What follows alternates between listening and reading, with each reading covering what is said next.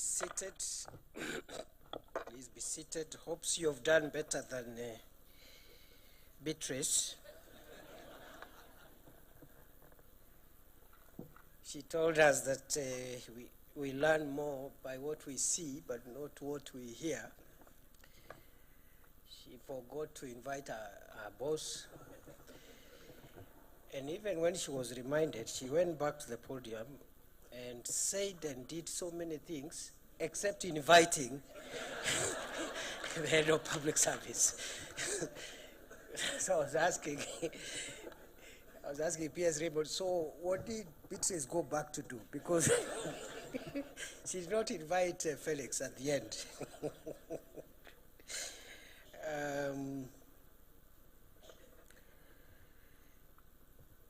Yes, it is true, Hopes. I wanted to be with you on the second of this kind of forum last year.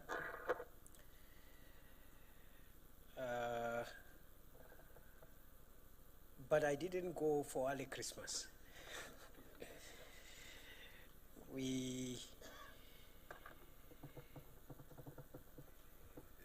So let me start by thanking this great institution, SECU, for hosting this very important forum. I am very emotional whenever I have occasion to visit an academic institution, because I spent quite a big chunk of my working life early in this kind of a setting. And sometimes I wonder how I ended up leaving a wonderful place like this one. Head of Public Service, the leadership that is here, PS's chairs, CEOs of regulatory authorities and agencies, the council, vice chancellor, staff of this university, and all the other dignitaries present. I am pleased to join you this morning at your annual third Regulatory Authorities and Agencies Conference at this juncture in our country as we continue to advance and revitalize the ecosystem which is responsible for regulating the interface between government and our citizens. I commend the Office of the Chief of Staff and Head of the Public Service for steering the continuous structured engagements with regulators.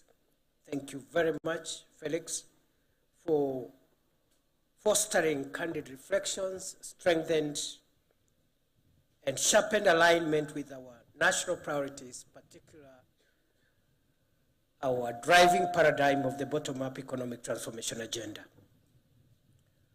On a daily basis, I hear the voices of Kenyans across our country, from Kisumu, where fishermen and traders are demanding for clean, pollution-free water, to Eldoret, where farmers and transporters are looking for affordable and predictable fuel, to Mombasa, where businesses call for fair standards and fair competition, to Garissa and Turkana, where communities emphasize on safe access to safe water and environmental protection, Nairobi, where wananchi expects safe buildings, reliable services, and orderly urban systems. I'm sure even here in Kitui, the call for responsive regulatory environment echoes. Across all these regions, the message is clear and consistent that Kenyans want a government that delivers, that protects and serves them efficiently, and creates a fair and predictable environment for opportunity.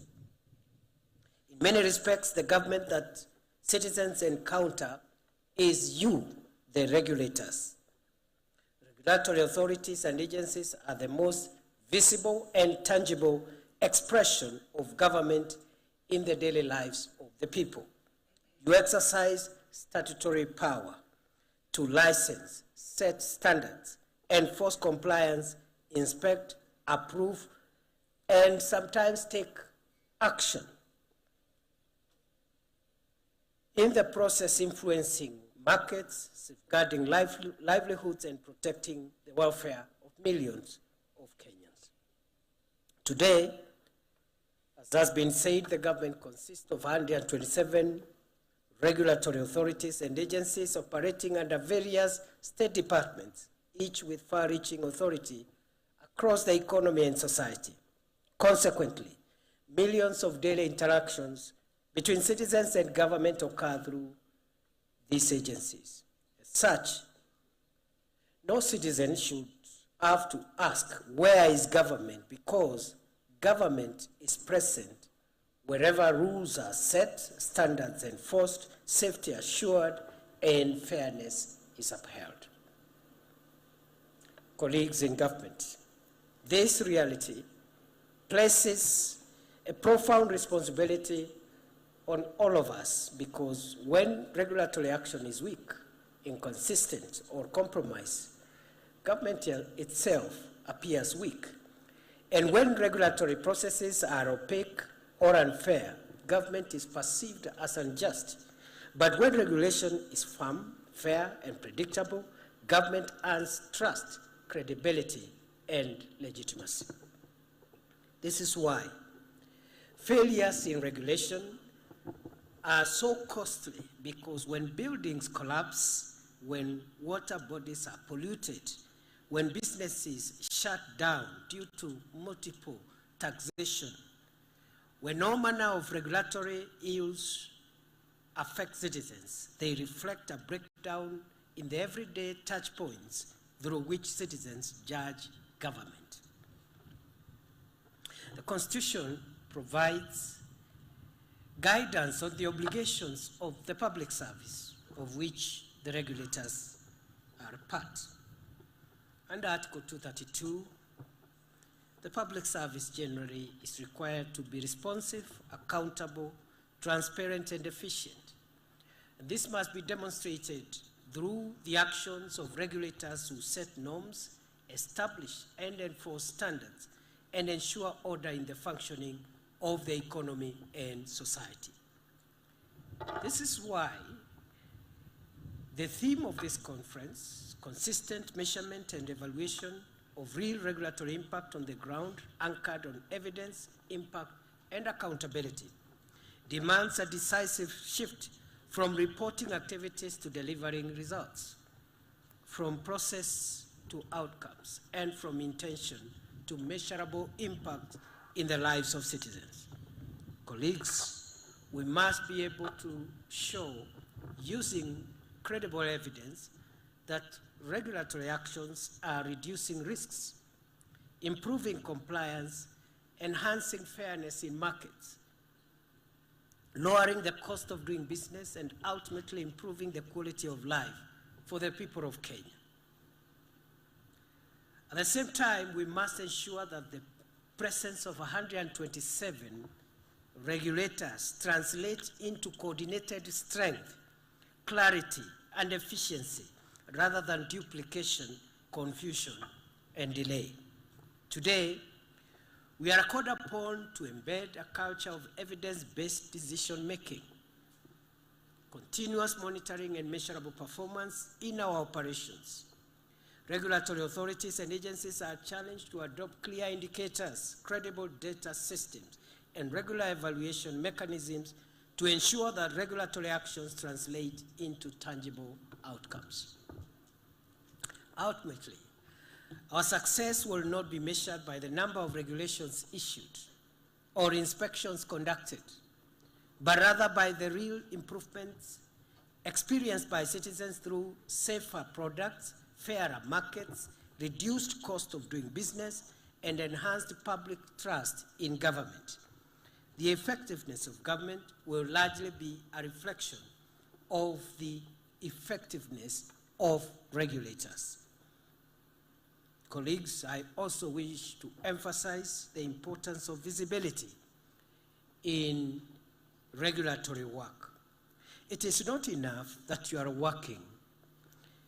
Your work must be seen, felt, and experienced by the citizens you serve. Government action must be clear, consistent, and visible in the public space, reflecting the seriousness and discipline with which we execute our mandate. We cannot allow the narrative to be shaped by the naysayers when real and meaningful work is being undertaken across our institutions. I therefore urge you to ensure that your actions are clear and visible, that your impact is felt on the ground.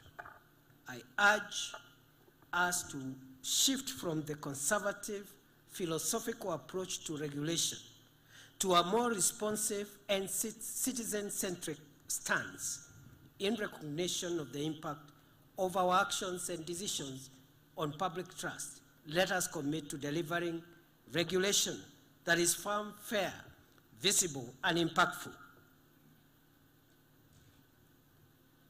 I think I can stop there and declare the third annual Regulatory Authorities and Agencies Conference officially open. Thank you very much. The reason I have decided to stop there is because I want to listen a little bit on some of the presentations so that I maximize on this rare occasion I have.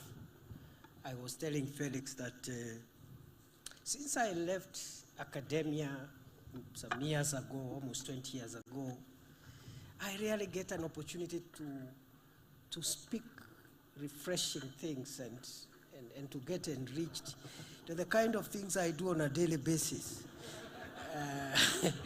Are quite complicated things, you know, and the discussions are quite down here and difficult. So when I have a moment like this one, I savor it. So I will hang around for about an hour and listen to a few more speakers because I have seen wonderful people here, and I'm sure the resource persons who are going to speak have ideas that we can pick from. I've even seen my professional senior, Professor Makau Mutua here, who in 5 minutes can write a book. So please a round of applause for Professor Makau. I think he's one of the most successful sons of Kenya. Very humble, very measured, but Professor Makau, we may not know because we are at home, but I know the kind of work you've done around the world. And I still have very fond memories of our days in the third world approaches to international law in many places. And all the other colleagues, it's good to reconnect. I look forward to listening a little bit. And before I forget and get into trouble, like Beatrice almost did, I bring you greetings and good wishes from our leader, President William Samoei Ruto. Thank you very much and have a good morning.